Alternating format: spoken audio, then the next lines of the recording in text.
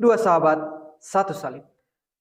Pada pertengahan abad ketiga, gereja mengalami masa pergolakan besar akibat penganiayaan kekaisaran Romawi di bawah kekuasaan Kaisar Decius dan penerusnya Gallus. Waktu itu gereja mengalami kekosongan kekuasaan selama lebih dari 1 tahun, yang akhirnya harus melakukan pemilihan paus secara rahasia, hingga akhirnya Cornelius terpilih sebagai paus ke-21, menggantikan Paus Fabianus yang wafat sebagai martir. Selama masa kepausannya, Cornelius menghadapi tantangan, tidak hanya dari luar, tetapi juga dari dalam gereja.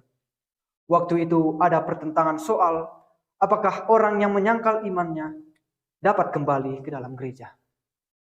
Cornelius yang didukung penuh oleh Cyprianus, uskup Kartago, menegaskan bahwa cinta kasih Allah lebih besar daripada dosa-dosa manusia, dan bahwa mereka yang ingin kembali ke dalam gereja dan dengan sungguh bertobat tidak boleh dihalang-halangi untuk kembali ke dalam pelukan gereja.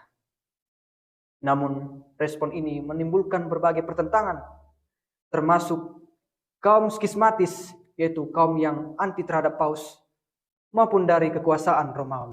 Akhirnya Cornelius ditangkap oleh Kaisar Gallus pada tahun 253 dan diasingkan ke kota Civitavecchia, salah satu kota di Italia di mana ia wafat sebagai martir.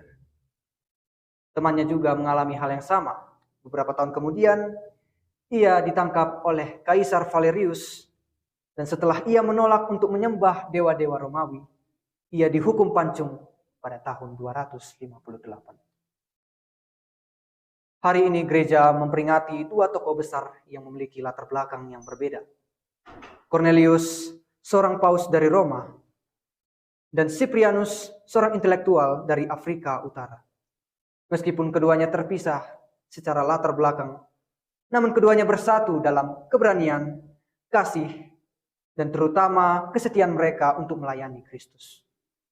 Dari kesaksian mereka, kita diingatkan bahwa iman yang sejati selalu menuntut keberanian, namun juga dengan cinta kasih.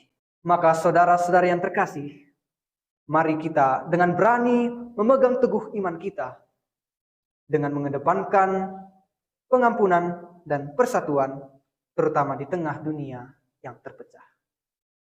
Amin.